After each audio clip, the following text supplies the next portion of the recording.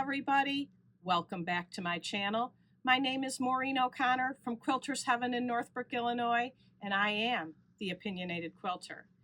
In today's episode, number 34, we are going to share with you how your fabric choices, specifically contrast, can make a real difference in the look of your final project. I'm also going to go over math when you're changing sizes if the math doesn't work. And I'm going to do it all using Krista Moser's Gilded Christmas Tree Skirt. First, my opinion. And yes, I'm sticking with Krista Moser's pattern. The Gilded Christmas Tree Skirt pattern and her other patterns are some of the best written patterns I have ever seen. We've talked before about poorly written patterns. This is the exact opposite. She gives pictures. I've always said it's really hard to write into words what your hands do. She solves this with the pictures. In this particular pattern, she has two different colorways, a black and white and a red and a green. Even in her cutting instructions, she has pictures of the fabric choices on one side of the page and the red and green on the other side of the page. You can see this is a several page pattern. She's got pictures for everything. One of my staff members said, if somebody asks you, is this pattern easy? What would you say to them? It's not hard. Like I said, she gives pictures for everything. If you stay organized, I have little Post-it notes that I put on some of the units, right and left. I also had notes on strips of fabric that said triangles, diamonds. If you stay organized, I am sure that a beginner, as long as you can sew an accurate 1/4 inch seam allowance, you can make this pattern. So that's my opinion for some of the best instructions ever. Now let's get to the main episode. I said I was going to talk about contrast, but first let me show you the pattern. This is the original red and green, and I stuck very close to her color choices. The only thing that I did different, instead of using a green stripe here, I used just a silver gray background. But the rest of this sticks to her pattern. Now, you may notice this is rather large, and I was trying to make it for a niece who lives in a city of Chicago tiny apartment, and she's not going to have a ginormous Christmas tree that this tree skirt would fit. So I said, I need to make it smaller. Well, the instructions only have the one size. This comes out to 48 by 56, so it is rather large. So I decided I wanted to cut this down by 1/3. So I made this 2/3 the size. This is where the contrast comes in. I had this very fun candy canes, Christmas presents on this black fabric, and I really wanted to use it. So instead of using the background fabric, or I should say the Christmas dot fabric here in the center, and these triangles, I decided that's where I was going to use my fun black fabric. Well, you may notice that these two fabrics have a really high contrast versus these two fabrics that have very little contrast. So in this one, you really see this shape. It almost looks like a flower, and you don't see it at all in this one. So when you're making fabric choice changes, specifically from what you saw in the pattern, you want to consider what differences you will see after you piece your project. Now, it doesn't bother me, but if it did, you would want to make a different choice. Now, the other thing on this pattern was changing the sizes. We've talked about quilters math before, we remember we do the math without the seam allowance. So whatever the cutting instruction is, you take off the seam allowance, change your size, and then add the seam allowance back on. So in mine, these units were 6 inches, and I wanted to go to 4. So I'm going to 2/3. So if I'm using the calculator, I multiply by 0.667. So easy is the 6 to 4. We say it was 6.5, so you take off the half, becomes 6. 2/3 of 6 is 4. Add the seam allowance back on, becomes 4.5. Easy. The math works perfect. The cut 3.5 becomes 2.5 by taking 3.5 minus a half is 3. 2/3 of 3 is 2. Plus a half is 2.5. Easy. But what happens in the instructions where it tells you you need to cut 2 strips 2.5 and 2 strips 1.5, which gets you to 6.5. We know that because 2.5 is 2, 1.5 is 1. So you add these all together, you get 6. So your strip set would be 6.5. I'm going to swap out the whiteboard. Be right back. Now we know the strip set must equal 4 inches without the seam allowance, 4.5 with the seam allowance. The strip at 2.5 is 2. So 2/3 of 2 is 1.334. Add the seam allowance back on, it's 1.834. Well, we're not going to be cutting 1.834.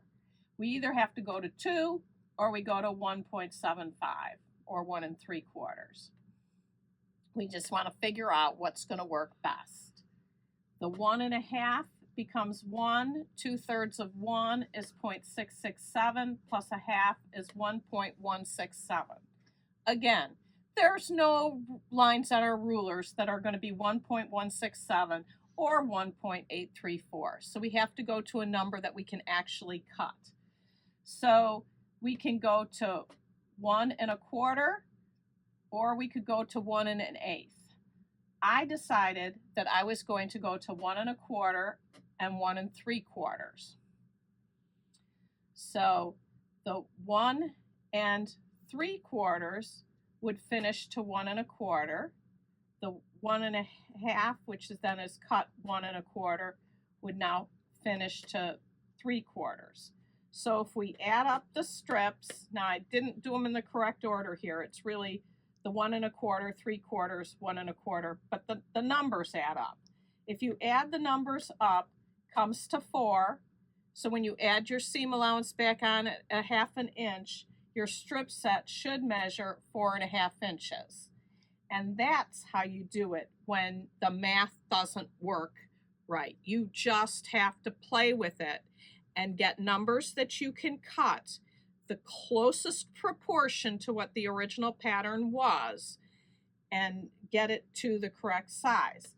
Now you'd think that cutting it down by 1/3 wouldn't be that big of a difference, but it really is. This one came out really small.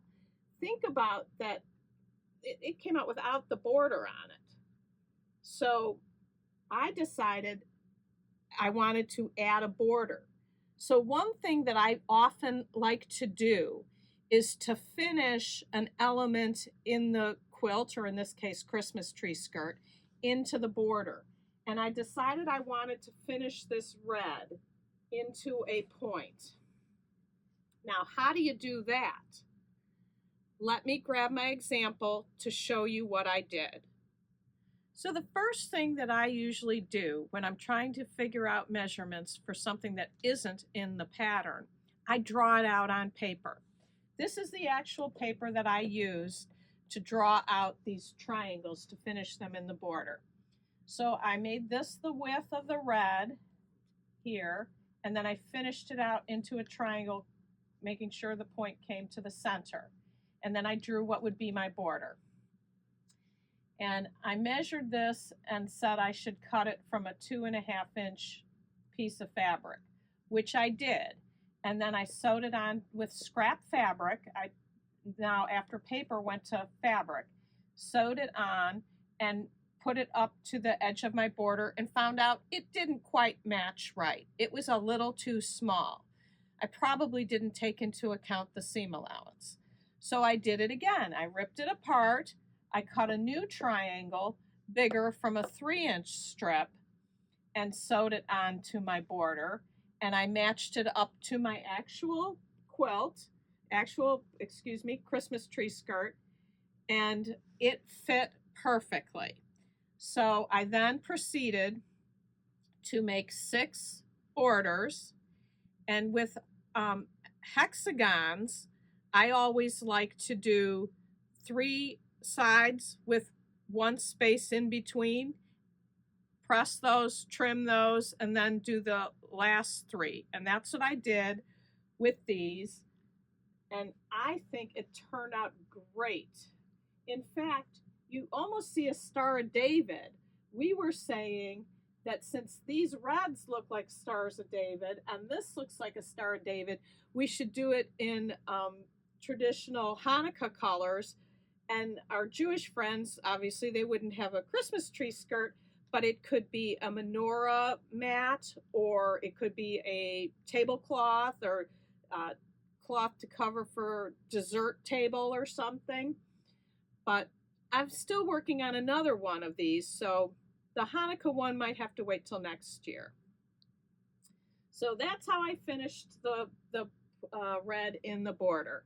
The last thing I want to show you today is this middle size. I said that the original one was huge. I said that the 2/3 side was tiny.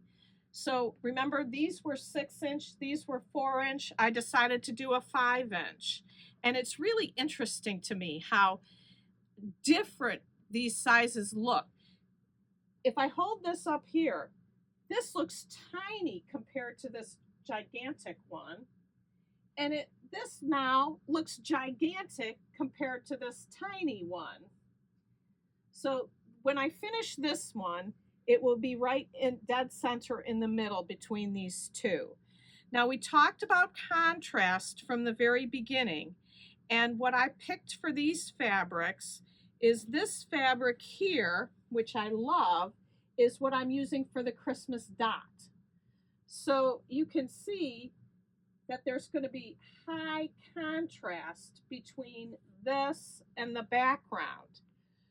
Question is, do I want it to look more like this, where you don't see the background triangles, or do I want it to be like this, where they're very, very pronounced?